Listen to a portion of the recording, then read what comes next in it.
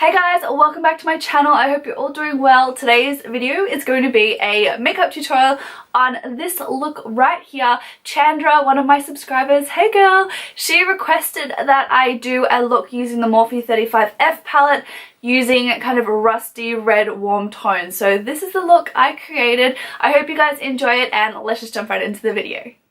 Hey guys, so for today's look we're starting off with our eyelids prepped and primed and our eyebrows on. We're taking our first shade from the Morphe 35F palette. It's row 5 shade 1 across. I have depotted all of my Morphe palettes into Z palettes. I'll leave a card up the top here and link down below to a video if you want to see how I've done that, but I'm just blending this into our crease. Then we're going to be taking again just a shade from that Morphe 35F palette, row 3 shade 3 across. So I'm just really placing this color into our crease and blending it out towards our outer corners.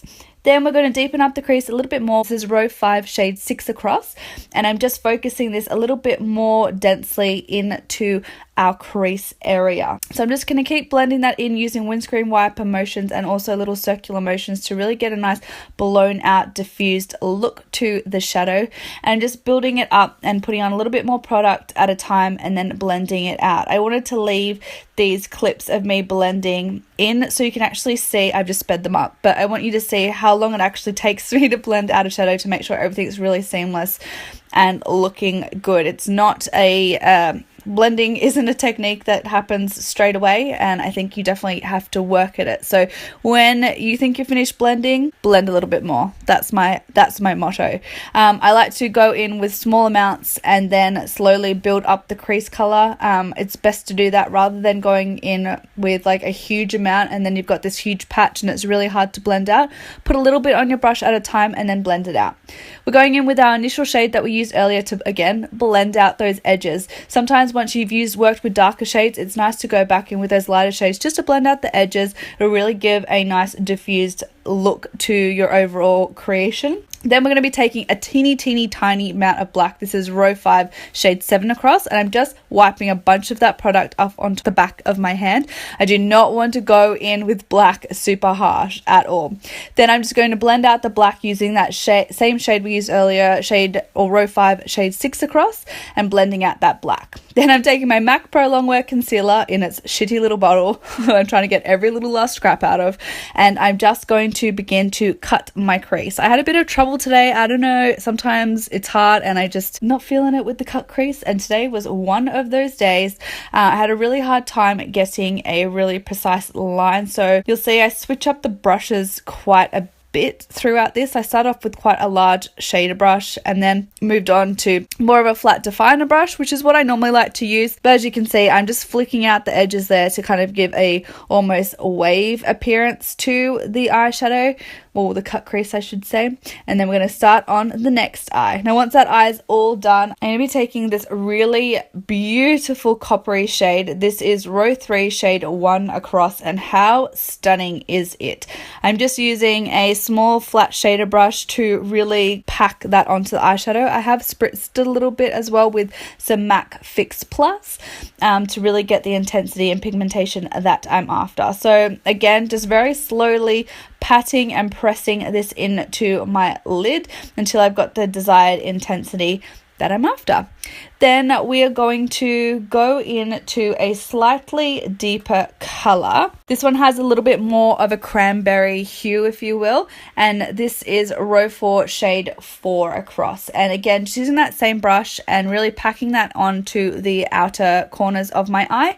I am then going to kind of drag that out to follow the shape, as you can see here, to follow that shape of that wing or flared out wave section to the shadow. So I'll blend those two shadows together and then apply some liquid eyeliner, and this is the eyes finished for the moment, but I'm going to apply some primer and then also some foundation. The Maybelline 24-hour Super Stay foundation and the Ready Set Gorgeous foundation have been an amazing combination at the moment, which I have been loving. So I'm just applying that all over my face as you do, and blending it out with my Real Techniques Miracle Sponge.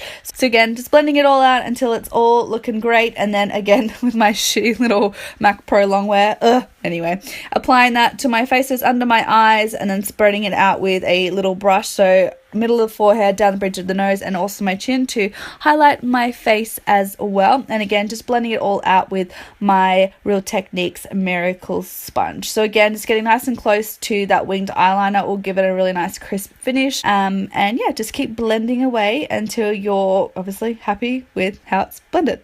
Then we're going to be setting everything down using our Kat Von D. This is their powder foundation. I made a purchase and they screwed out my order a while ago, and I've just now started using the powder foundation, which I've actually been loving as setting my face, and I love the color. It's nice and light, so it almost highlights my face in a way, so sometimes it's hard to get a foundation that matches my pale skin, so it's a good powder to just have as a lighter option. So I'm just setting my face, as you can see, using that powder, and then making sure to blend it down my neck as well, so we're all one color and looking fab. Next, I just picked this up.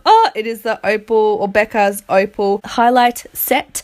So I am just using the kind of liquid illuminator and then patting it out with my finger and then applying the Opal over the top. It's so beautiful. I'm absolutely loving it. So I'm just applying that using my highlighter brush to the tops of my cheekbones. But for me at the moment, as pale as I am, as you can see, when I turn my face to the side, it looks amazing, super highlighted and pretty, but as soon as I go front on, you can see it's darker than my skin. So this highlighter, as you can see right now, it's a little bit too dark for me, so I just applied a little bit of Stila Kitten eyeshadow over the top to lighten it up. As you can see, it's still not super great. So if you are pale like me, maybe try Moonstone instead, but I know it will work beautifully when I am a little bit more tan or have some false tan on. But going in with some bronzer now. This is just the Models Prefer Soft Touch bronzer in Radiant Bronze, and I'm just bronzing up my face now. So I feel like that helped a little bit with the highlighter being a little bit dark. It kind of just made it look nice and shiny. Anyway, you live and you learn. Moving on to the Jaclyn and Becca face palette, and applying Amaretto to my cheeks. Then we're finishing off the lower lash line. We're just using a combination of those colors that we used in our crease. So that lighter transition shade, and then moving on to some more of those darker transition shades, and a little bit of black just to really deepen up that outer third of the lower lash line, and then smoking it out and blending it out to make sure there is no harsh lines. And I wanted a little pop of that sparkle, so I'm just using that first copper shade that we use on our lid just at the center of our lower lash line there. Applying some mascara and then popping on some Socialize lashes. I believe these are Minx 2.0, and I had such a shocking time trying to apply these. As you can see, sometimes lashes just do not work out. Let them dry, guys, let them dry. And then applying some lip liner. This is just a Rimmel lip liner. Again, I'll leave the color listed down below if you guys are interested. So I'm just lining my lips, slightly overlining them as well. And then we're going to be going on with MAC's Velvet Teddy over the top, and then applying just some clear gloss. Any clear gloss will do, just to give a little bit more of a poutier look. I'm kind of ending my love with matte lips. I just don't feel like they look that great on me anymore. So I wanted a nice glossy lip, so I applied that gloss over the top. So guys, that is it. I hope you enjoyed the video. If you have any video requests or makeup look requests, please leave them down below in the comments. I would love to recreate them or do them for you. So yeah, I think that is it. Have a fantastic rest of your week, and I'll see you all in my next video. Bye guys.